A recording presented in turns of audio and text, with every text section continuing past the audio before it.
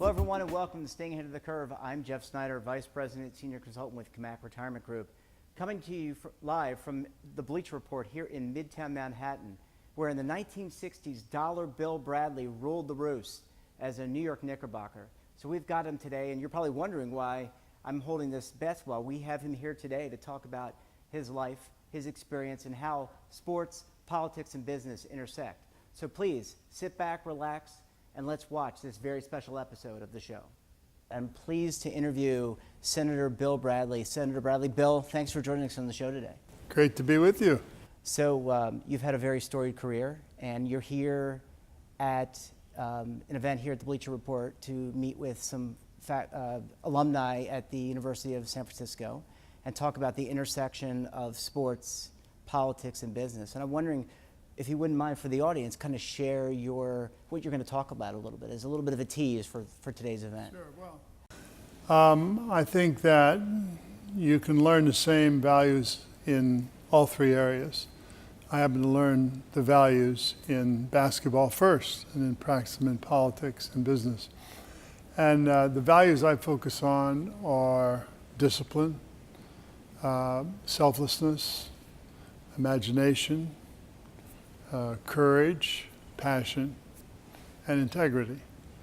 And I think that they're applicable everywhere. For example, I remember the fifth game of the 1970 World Championship when we played the Lakers. We had a star player named Willis Reed, and most valuable player injured himself in the first half. And we were playing against old names like Wilt Chamberlain, Elgin Baylor, Jerry West. And we went in at halftime and designed a whole new offense. And in order to do that, you had to have selflessness. You had to say it's about us, it's not about me. You had to have imagination. We had to design the offense. Then you had to have discipline to go out and run the offense. And I think that those things transfer into many areas of life.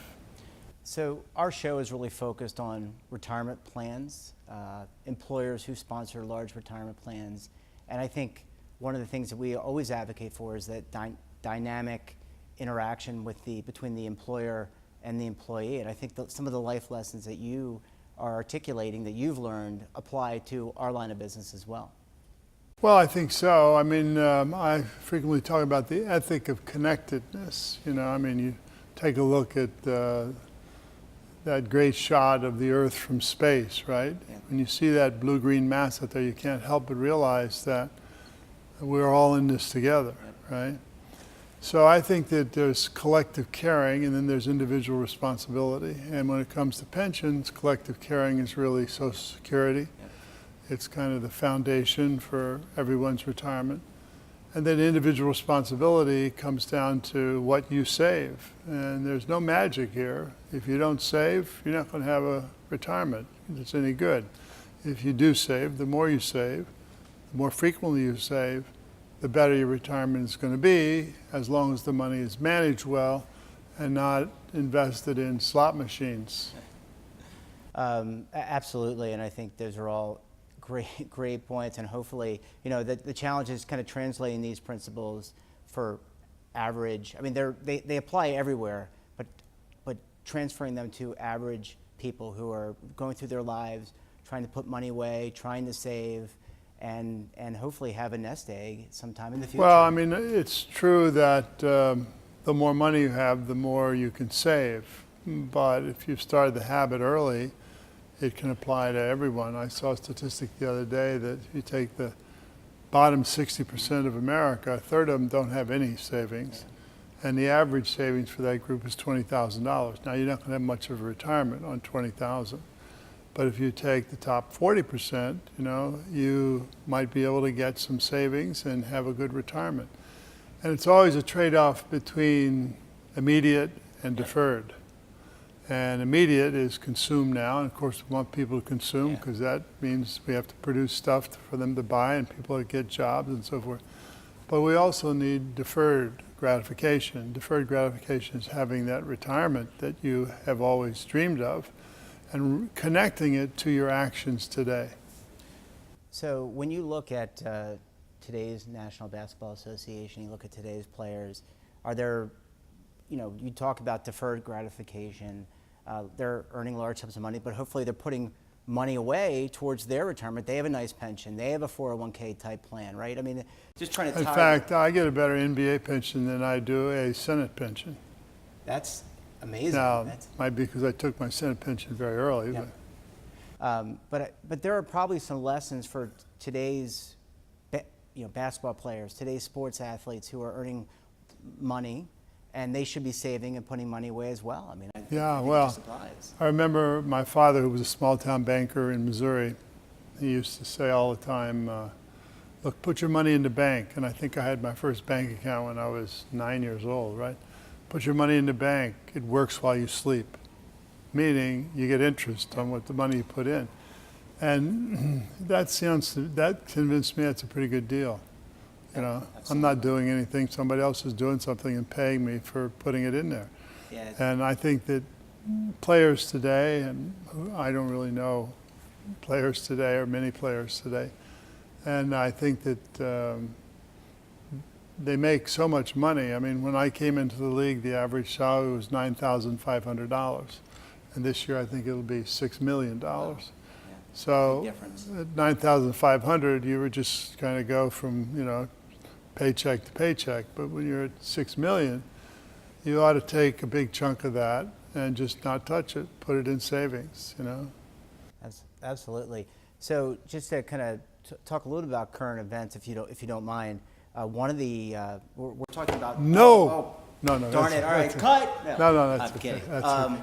Whatever you want. Yeah, I think one of the things that we're talking about is tax reform in this country. So right now it's October, and we're talking about tax reform. And one of the things on the table is to what they call Rothify, or limit the amount of pre-tax contributions. Just want to get your sense for, first of all, tax reform. Sure. And also, we were just talking about savings. How that translates. To this. Well, when we did tax reform in 1986. Before we actually got to write the law, we had a very specific bill that I introduced with Dick Gephardt. We then had Ronald Reagan's first Treasury proposal that was developed at great detail by the Treasury professionals. And then we had Treasury 2, which was a second version of Treasury 1. And then we had 30 hearings in the Finance Committee on the Treasury 2. And then we began to write a bill up. Now that took about 13 months. And I think they're going to unveil this on the 1st of November and going to finish it by Christmas. And what I say to wary taxpayers is be careful, because that's like handing you a Molotov cocktail with the fuse burning, right? Who knows what's going to happen? That's right. And unless you lay it out there and let people see what is going to happen, see the trade-offs, and then make a decision as the elected representative, it's not going to end up being a great thing. I mean, when we did it in 1986, we had a couple of principles. I think principles are important when you're trying to do something as big as reform taxes. One principle was that the markets are better allocator of resources than our members of the Ways and Means Committee and the Finance Committee. Second principle is equal incomes should pay equal tax. If you and your neighbor make the same, you should pay the same tax. Not because he used arcane loopholes and you don't. And third, those who have more should pay more. And fourth, it should be as simple as possible. In the tax world, you're never going to get it all on a card, but it can be much simpler if you reform, reduce rates, and eliminate loopholes. And then the final was we wanted it to be revenue neutral. That's the magic meaning word. Revenue neutral. Right now, the budget already allows for a $1.5 trillion increase in the national debt. 1.5 trillion.